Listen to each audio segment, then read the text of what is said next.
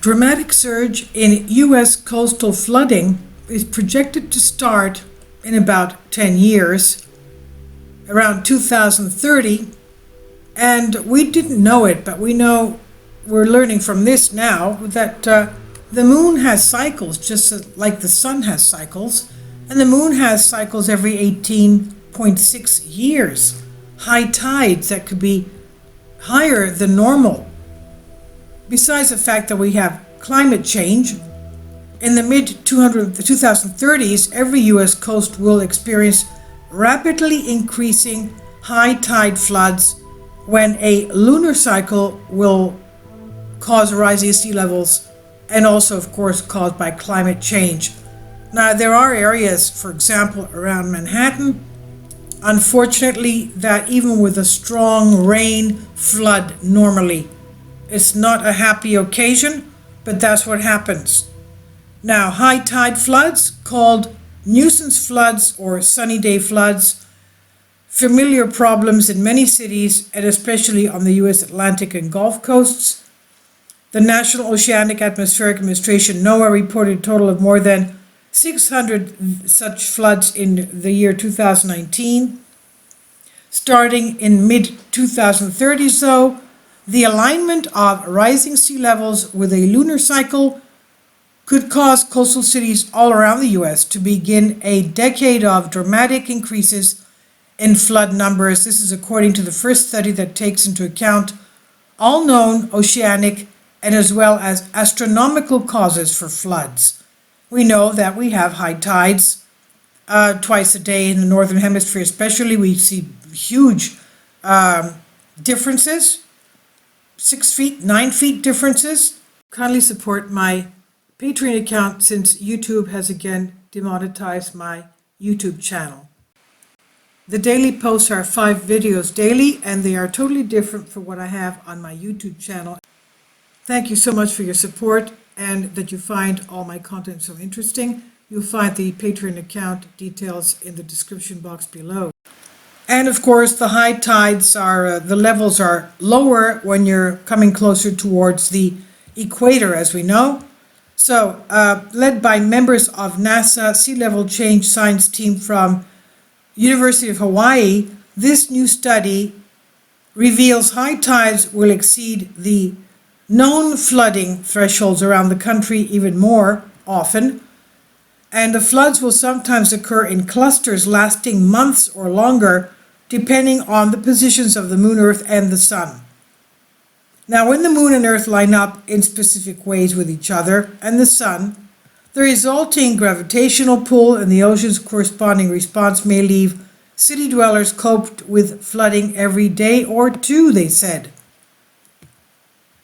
NASA Administrator Bill Nelson says, low-lying areas near sea level are increasingly at risk and suffering due to the increased flooding and will only get worse. The combination of the moon's gravitational pull, rising sea levels, climate change will continue to exacerbate coastal flooding on our coastlines and across the world as well. NASA's Sea Level Change Team is providing crucial information so that we can plan, project, and prevent damage to the environment and people's livelihoods affected by flooding. Well, that's only going to happen if they make flood walls, right? And that's going to cost billions and billions of dollars. Now, we know that Governor Cuomo has stated that he has to push out, I don't know how many billions, to protect Lower Manhattan, the Wall Street area of flooding, and how are they going to do this? New Jersey, Delaware, all around the East Coast. Look what's happening to Florida every time. You know, this is going to be a very significant problem, and they have to plan on constructing some kind of protection. Now, Bill Nelson of NASA went on to say it's an accumulated effect over time that will have an impact. And also Phil Thompson, assistant professor, University of Hawaii, lead author of the study, said, and he pointed out that high tide floods involve a small amount of water compared to hurricane storm surges, and there's a tendency to view them as less significant problems overall. But he says if it floods 10 to 15 times a month, a business cannot keep operating with its parking lot underwater. People lose their jobs because they can't get to work. Seeping cesspools become a public health issue. So why will cities on these widely separated coastlines begin to experience higher rates of flooding? And this is what they take into account concerning the moon.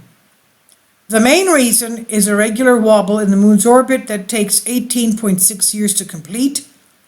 There's nothing new or dangerous about the moon's wobble. It was first reported, though, in 1728. What's new is how one of the wobble's effects on the moon's gravitational pull, the main cause of Earth's tides, will combine with rising sea levels resulting from the planet's climate change and warming. And now, of course, the wobble of the moon was taken into account, and we read this in one of the past recent videos I did on the Antikythera device, the mechanism. They even took into account the wobble of the moon, which we only figured out in 1728. Can you imagine? And they even at any point in time show you how far Venus is from Earth and the Sun at any point of its rotation. This is amazing. Why did they do that? Anyway, that's still an enigma in our minds, isn't it? Now, in half the moon's 18.6-year cycle, scientists are saying Earth's regular daily tides are suppressed. High tides are lower than normal. Low tides are higher than normal. And the other half of the cycle, tides are amplified. High tides get higher. Low tides get lower. Global sea level rise pushes high tides in only one direction, higher. So half of the 18.6-year lunar cycle counteracts the effect of sea level rise on high tides, and the other half increases the effect. The moon is the tide amplifier part of its cycle now, but along most U.S. coastlines, sea levels have not risen so much that even with this lunar assist, high tides regularly top flooded thresholds. It will be a different story next time the cycle comes around to make tides higher in the mid-2030s. Global sea level rise will have been at work for another decade. Higher seas amplified by the lunar cycle will cause a leap in flood numbers on almost all U.S. mainland coasts from Hawaii, Guam, and only far northern coastlines, including Alaska, will be spared for another decade or longer because these land areas are rising due to, of course, the inflating of the volcanoes under Alaska. As we know, Alaska has a lot of volcanoes. The Aleutian Islands are all volcanic, and that's increasing. It's being lifted there. The deformation is causing an uplift because of the magma underneath, which of course causes the sea level to look lower. So the researchers are uncovering these tipping points in flooding numbers by studying 89 tide gauge locations in every coastal U.S. state and territory but Alaska. They created new statistical work mapping NOAA's widely used sea level rise scenarios and flooding thresholds. They projected results to up to 2080. Now, Ben Hamilton of NASA's Jet Propulsion Laboratory in South California, co-author of the paper, he notes that the findings of this study are a vital resource for coastal urban planners who may be focused on preparing for extreme events rather than more high tide floods. So what do they have to do? Obviously, they have to put in a lot of money to construct protection for all these coastal cities. Not just in the United States, but you can imagine Paris, London. You know what strange thing happens in London. Like we have our Cape Cod houses, right? You have the basement, the ground floor, and the first floor with bedrooms, and they're all row houses and all attached. Well, we have stairs going up to the ground floor, okay? Well, in England, they have no basement. Most houses don't have basements, and the ground floor is just half a step off the street. Half a step off the street. I don't know why they do that, but you know, when the street floods, you're going to have your ground level house flooded as well. And it's It's a problem. At least if they had basements, you have a stoop. The stoop would be about 5 or 6 steps above the street level, the sidewalk level. So at least you don't, at most your basement could get flooded, but at least your ground floor is dry. What can I tell you? Okay, so this is a big problem, obviously. And this study, of course, has to do, this is from Jet Propulsion Laboratory, and it's on SciTech Daily.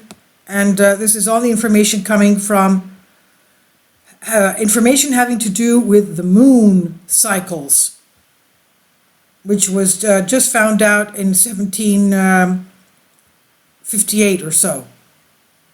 Okay, so that it's a relatively new type of a statistic that they put into these figures that they come up with.